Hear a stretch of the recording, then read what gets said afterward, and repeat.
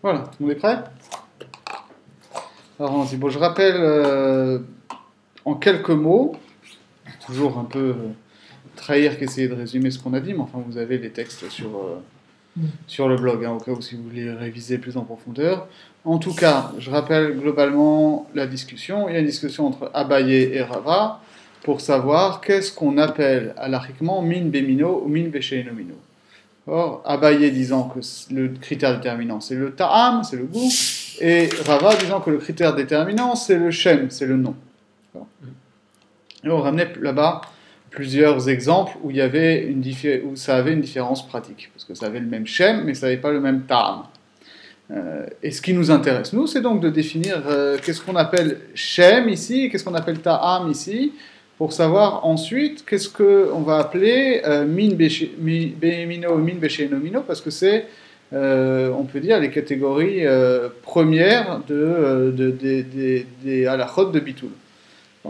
Et la discussion se porte sur une Mishnah dans Orla, où là-bas on dit que des tavlines, c'est-à-dire des condiments, des choses qui servent à donner du goût ou à rehausser le goût d'un plat, plus exactement, donc se combinent, s'ils sont interdits, ils se combinent, même si ils ne sont pas de même espèce et ou s'ils ne sont pas de même shem,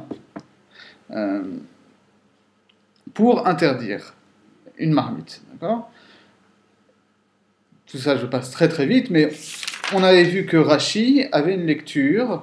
Quel était le problème de Rashi ? C'était de comprendre comment on passe de cette Mishnah qui parle que c'est des Isurim qui se combinent, qui se cumulent les uns aux autres. Comment on passait de là à la notion qui est la notion dont discute Abaye et Rava, qui est celle que, au contraire, où on parle de Issour et de Éther qui ne s'annulent pas l'un l'autre. C'est pas tout à fait, c'est même pas du tout, a priori, la même notion. En fait, Rashi montrait que, ici, c'était le fait que ce soit min bemino, justement, que ces différentes avines soient définies comme une bemino, soit par le shem, soit par le ta'am, suivant qu'on suit Rava ou Abaye, et donc du fait que quand c'est min bemino, ça s'associe, on en déduisait que comment dire, que c'est pour ça que quand le fait que les différents interdits, si c'était min bemino, s'associent, ça veut dire que les différents interdits ne s'annulent pas les uns les autres, parce que c'est min bemino, et donc une notion générale que dans min bemino, il n'y a pas de bitoul. Donc on revient à Rabbi Yehuda.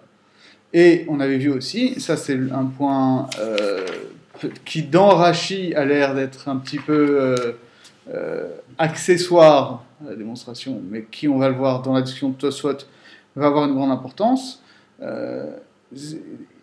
Pour Rashi, ça c'était valable uniquement dans l'art bélar. C'est-à-dire que quand il y avait un mélange où il n'y avait plus de distinction physique entre les différentes particules des interdits, ou du permis et de l'interdit. Pourquoi ? Parce que, en fait, Rashi ramène ici la discussion entre Abaye et Rava à la Shita de Rabbi Yehuda. Or, Rabbi Yehuda, c'est clair qu'il n'est pas en désaccord avec les innombrables Mishnayot qu'on a, qui parlent normalement d'un bitoul dans Yavesh Beyavesh, dans du bitoul de Trouma ou des choses comme ça. En tout cas, c'est ça qu'on a l'air de comprendre chez Rashi. Ce sera peut-être remis en question dans notre Suga dans Choulin, où on finira quand même par revenir un jour. D'accord ?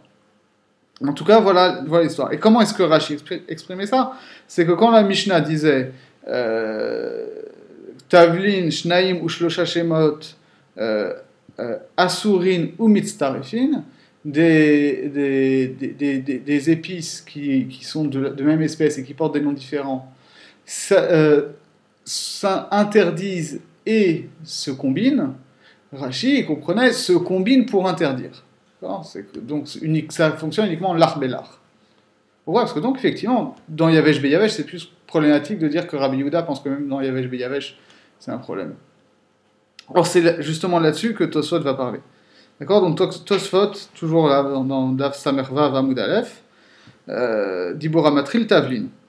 Tavlin Shel Shnayim ou Shlosha Shemot, Asurin ou Mitzarefin. Piresh Akuntras. Rashi explique. Im Naflou le Kadera.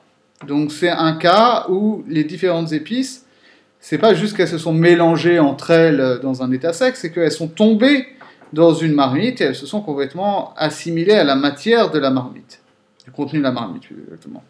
Donc on est dans du larvelar. Velo baiser kedeletavel, velo baiser kedeletavel, venistarefu, vetivelu. Donc on parle d'un cas où chaque épice prise individuellement n'aurait pas été suffisante pour modifier ou rehausser le goût de la marmite, mais le fait qu'elles soient mises ensemble, elles combinent leurs effets et elles donc donnent un effet de taveline, d'exhausteur de goût, on pourrait dire ici, dans le plat. Vem chez l'issour, dans la mesure où ces différentes épices sont interdites à la base, elles se combinent donc. Mitzarefin, Léosra. Donc elle s'associe pour interdire la marmite. D'accord. Autrement dit, ici on a une sorte de Zévézé Gorem à l'envers. Parce que chaque élément interdit pris indépendamment serait insuffisant pour interdire la marmite. Là, le fait qu'ils tombent ensemble, ils se combinent et ils interdisent le contenu du plat. Le caché. Donc, le problème, c'est que ici, ça veut dire que Asurin ou Mistarefin, on parle d'une seule chose. Ça se combine pour interdire. Contrairement au Pshat qui a l'air de dire ils interdisent, ou ils sont interdits, et ils se combinent. D'accord ? Si la lecture de Rashi, d'un point de vue purement grammatical, on aurait attendu Mistarefim, Leesor et Akadera. Asurin ou Mistarefin, ou Osrin ou Mistarefin, c'est une tournure un peu inhabituelle.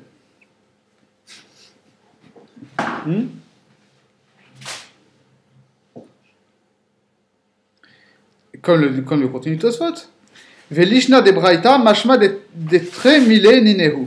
Donc le lachon de la Braïta, la façon dont s'exprime la Braïta, la façon dont est construite la phrase, ça sous-entend que Asurin et Mistarefin, c'est deux choses différentes. La Chen Piresh Rashbam, pourquoi Rashbam a une autre lecture.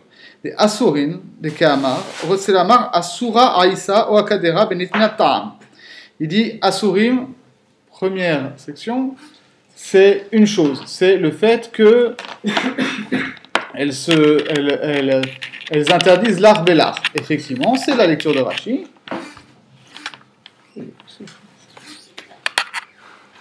Qu'est-ce que vous faites? Des trucs.